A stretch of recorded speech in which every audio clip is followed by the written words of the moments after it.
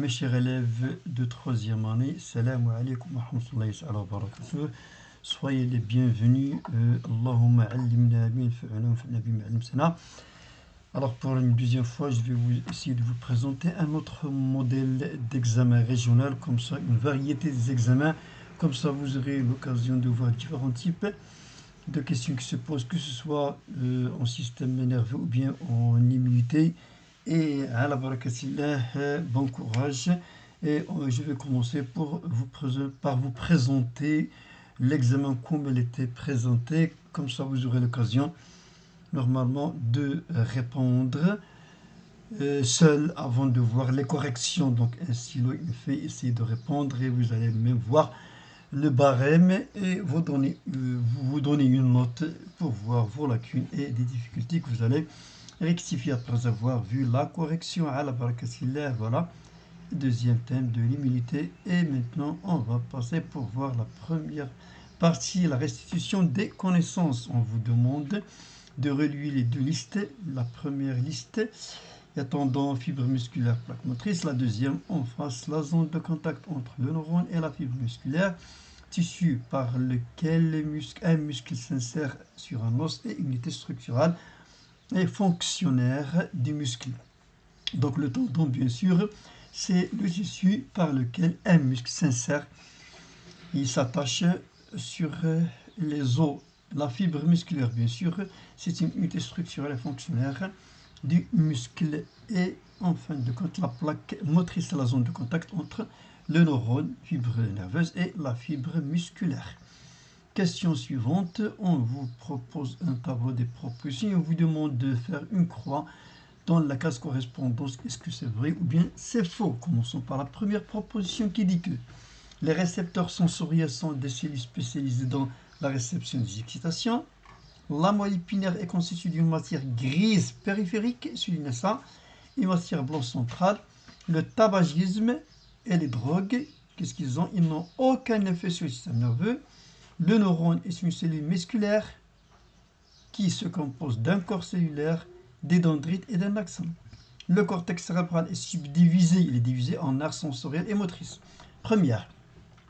Donc, est-ce que la proposition est vraie ou fausse? Bien sûr, la proposition est vraie. La moelle épinière c'est d'une matière grise périphérique, c'est-à-dire qui l'entoure. Donc, la proposition est fausse. La périphérique, c'est la matière blanche. Le tabagisme et les drogues n'ont aucun effet, mais c'est tout à fait le contraire. Ils ont un effet, donc la proposition est fausse. Le neurone est une cellule musculaire. Regardez ici, il y a une contradiction. Neurone, c'est système nerveux, ici musculaire. Donc la proposition est fausse. Le cortex cérébral, c'est-à-dire la matière grise du cerveau, est subdivisé. Il est divisé en aires sensorielles et motrices. Bien sûr, il est vrai. Question suivante, on vous demande de citer les 4 types de micro-organismes, c'est la question du cours, puis déterminer les caractéristiques des microbes. Donc la première partie dans les 4 types et la deuxième, les caractéristiques. Donc les protozoaires, les champignons, les bactéries et les virus. Les caractéristiques, il y en a 3 caractéristiques. Multiplication rapide, alors la production de toxines par des bactéries et la possession ou la présence de capsules qui empêchent le système immunitaire d'attaquer ces bactéries qui ont des capsules. Alors, attribuer à chaque numéro la lettre qui correspond à la bonne suggestion en complétant les couples suivants. C'est-à-dire numéro 1, qu'est-ce qui me correspond à B ou B, C, et ainsi de suite. Commençons par la première proposition. La phagocytose se fait suivant les étapes suivantes. Donc vous devriez savoir les étapes, qui est la première étape, deuxième, la dernière. Alors ici, fixation, vous avez les 3, donc il n'y a pas à choisir, à éliminer. On passe à la deuxième, l'ingestion. Ici, ingestion, digestion, ingestion, ça et ça, c'est la même chose. Donc normalement, il n'y a pas de digestion, on va choisir entre les deux. Ici, la digestion, rejet de déchets. Rejet de déchets, c'est la dernière étape. Donc ça c'est la digestion, puis rejet de déchets, c'est A. Deuxième, la peau est une barrière mécanique, barrière chimique, à la fois les deux. Donc vous avez la peau directement, c'est la barrière mécanique. Chimique correspond à la production des matières chimiques comme la sueur, les larmes, etc. Alors, question ici, une bactérie est toujours pathogène, bénéfique, toujours bénéfique, peut être pathogène et bénéfique, bien sûr, il peut être pathogène et il peut être bénéfique. La quatrième, l'immunité spécifique, donc vous devez souligner ça, est orientée vers tous les éléments étrangers du corps. Donc c'est spécifique ne doit pas être dirigé vers tous les corps étrangers. Des éléments étrangers spécifiques ou bien les virus seulement. Donc bien sûr, c'est pour B, qui est la bonne proposition. Question suivante, passons maintenant au raisonnement scientifique et à la communication écrite et graphique. Alors, au cours d'une balade à moto, un couple, un homme et une femme, a eu un accident malgré le port du casque. L'homme a reçu des coups et des blessures de diverses gravités. Sa femme, quant à elle, elle a été victime d'une paralysie, elle ne peut pas marcher, de la jambe et d'une perte de l'ouïe, elle ne peut pas entendre. Alors, proposer des hypothèses expliquant la paralysie de la jambe et la perte de l'ouïe chez la femme. Donc, on se concentre sur la femme. Donc, la paralysie de la jambe. On vous donne ici quelques deuxièmes hypothèses, ici la première, et vous allez compléter les deux. Donc, l'hypothèse 1, donc pour proposer ces hypothèses, on va voir quels sont les éléments qui interviennent dans la motricité, c'est-à-dire les mouvements. Donc, les mouvements, il y en a dans le cerveau, il y a dans les pinières, il y a les nerfs, il y a les muscles. Donc, vous avez déjà une hypothèse, on va choisir deux autres. Peut-être l'air motrice il est endommagé, et ici, peut-être les nerfs auditifs qui sont endommagés, et ici, deuxième, les muscles sont endommagés. Ce sont des hypothèses pour l'instant. Et l'autre deuxième hypothèse pour la perte de l'ouïe, l'atteinte de l'air auditif. Ce sont les organes normalement qui interviennent dans les deux activités. Alors ici, on vous demande, alors la femme a suivi des divers examens médicaux pour savoir quelle est l'hypothèse qui est vraie, quelle est la cause de la paralysie et la perte de l'ouïe. A suivi divers examens médicaux dont les résultats sont consignés dans le tableau ou bien le document numéro 1, celui-là.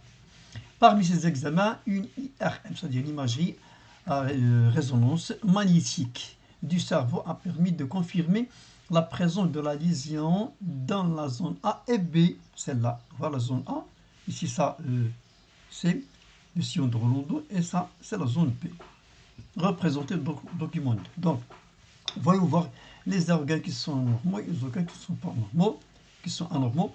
Alors, récepteur sensoriel auditif, il est normal, c'est-à-dire l'oreille qui reçoit. La moelle épinière et les nerfs des moteurs ils sont normaux, bien sûr. L'air motrice, il est anormal, il est endommagé. Ici, les muscles, pas de problème. L'air auditif, il est intact. Le nerf, il est intact. L'air auditif, il n'est pas normal, il est endommagé. Donc, de cela, on peut se concentrer sur ces deux points pour savoir la cause de la paralysie et la perte de l'ouïe chez la femme. Alors, identifiez les deux hypothèses valables pour expliquer l'état de la femme. Pour la perte de l'ouïe, bien sûr, l'air auditif est anormal et ici l'air motrice il est anormal. Voilà, celle-là et celle-là. Bon. Alors, détermine les activités nerveuses effectuées pour justifier l'état de la femme. Pour la perte de l'ouïe, c'est une sensibilité consciente et l'autre c'est une motricité volontaire. Donc, la paralysie de la jambe et la perte de l'ouïe sont la cause de quoi? La liaison, c'est à cause de la lésion des aires A et B. Donc ici, cette perte de cette zone-là, ou bien la lésion, elle a perdu les mouvements volontaires, et c'est là elle a perdu l'ouïe, parce qu'il n'y a pas de centre qui va analyser les sons. Alors, réaliser un schéma de bilan résumé aux organes indispensables à l'ouïe ici, en précisant le rôle. Donc ici, les organes, ici, le rôle. Donc, on doit avoir un récepteur sensoriel chez l'oreille. À ce niveau, il y a la source de l'influx nerveux. Le nerf auditif qui transporte bien sûr l'influx nerveux vers l'air auditif qui va les analyser. Donc c'est un organe sensoriel qui reçoit les stimulus auditifs. Le nerf il conduit et l'air il va traiter et analyser l'influx nerveux qui arrive à cette aire-là. Maintenant passons à l'exercice numéro 2 concernant l'immunité. Et vous avez ici une expérience réalisée sur les souris. Alors, l'immunité est l'ensemble des mécanismes de défense d'un organisme contre les éléments étrangers, en particulier les agents infectieux comme les virus, les bactéries, les parasites, etc. Pour déterminer quelques aspects de l'intervention du système immunitaire, on a réalisé les expériences documents indiqués ici. Voilà. Donc, avant de voir, essayez de voir de quoi il s'agit ici dans ce document-là. Le témoin, c'est-à-dire une souris dont on n'a rien fait, c'est-à-dire on a pris, et elle est saine pour l'instant, on a injecté la toxine X après 15 jours. Et après le résultat, on a constaté que la souris est morte. Ici, donc, qu'est-ce qu'on doit conclure de ça? C'est-à-dire après l'injection de la toxine X. L'anatoxine, c'est quoi l'anatoxine? Vous devrez savoir, c'est une toxine atténuée qui a perdu le pouvoir pathogène. Et on a après, normalement, injecté la toxine X, mais la souris elle est restée vivante. Ici, l'anatoxine X, après quelques temps, on a injecté une autre toxine différente de X, Y. Et ici, la mort. Donc voilà, on a une idée et on va passer pour voir les questions. Expliquer les résultats obtenus pour chaque expérience. Donc l'expérience, la première, bien sûr, on peut en déduire quoi? Bien sûr que la toxine X, elle est mortelle. La deuxième expérience, ici, l'anatoxine, la survie. Donc bien sûr, l'anatoxine, qu'est-ce qu'il a? Il a immunisé la souris contre la toxine X. Mais ici, même l'injection de l'anatoxine Y, c'est la mort. Donc voilà, c'est quoi? Donc l'animal est immunisé contre la toxine X, pas contre la toxine Y.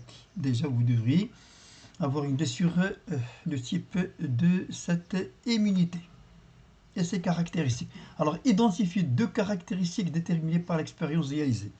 La première, alors la mémoire immunitaire, parce que l'animal il a mémorisé l'antigène qui a été entré dans le corps par l'anatoxine. La justification, la survie de la souris 1 malgré l'injection de toxine X. Donc déjà dans son corps, il a les anticorps contre la toxine qui ont été fabriqués pendant l'injection de l'antoxine. Caractéristique numéro 2, la spécificité.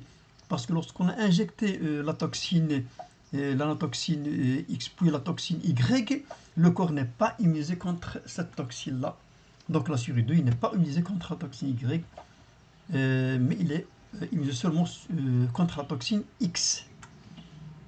Alors, ici, pour comprendre les mécanismes de défense contre une infection virale, c'est-à-dire qu'il y a un rapport avec le virus, une étude a été menée pour mesurer les quantités d'anticorps en fonction du temps. Les résultats obtenus sont représentés dans le document numéro 2.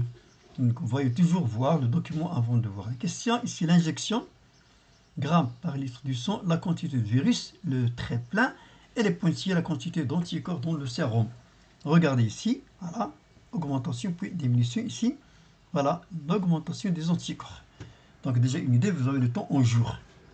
Donc la variation des quantités de virus de sérum et des anticorps en fonction des jours. La question numéro 3, décrire l'évolution des quantités de virus et des anticorps. Donc c'est très simple, vous devriez lire seulement augmentation puis diminution, puis ici augmentation, pas de problème ici. Donc la quantité de virus augmente jusqu'à une valeur maximale, voilà, jusqu'ici, puis elle diminue après 6 jours, voilà. À ce jour-là, il y a diminution. Alors que pour les anticorps, il n'y a pas d'anticorps, c'est 3 jours, et après on constate qu'il y a une augmentation des anticorps. Alors, explication de variation des quantités de virus et des anticorps. Que se passe-t-il? Donc ici, une augmentation, après la diminution, ici la production, et après on voit qu'il y a une diminution. Donc bien sûr, la diminution des anticorps est due à la production des anticorps. Je m'excuse. La diminution, le début de la diminution des virus est due à la production des anticorps progressivement. L'augmentation ici, la diminution, jusqu'à avoir une valeur de 0. Donc en absence des anticorps viraux ici, dans cette partie-là, il y a augmentation des virus. La quantité de virus augmente dans le sang des souris. La quantité de virus diminue parallèlement avec l'augmentation des anticorps, qui sont responsables de leur neutralisation, de leur élimination du corps. Alors, déduire le type de la réponse immunitaire révélée, justifier votre réponse. Donc, pour le type d'immunité et la justification. Le type, normalement, c'est une immunité à médiation humorale. Donc, je rappelle que s'il y a l'introduction des lymphocytes B, c'est-à-dire la production des anticorps, la réponse immunitaire est à voie humorale. Mais s'il n'est pas avec des anticorps, avec le lymphocyte T par exemple, c'est une immunité à voie cellulaire. La justification est parce qu'il y a l'intervention des anticorps.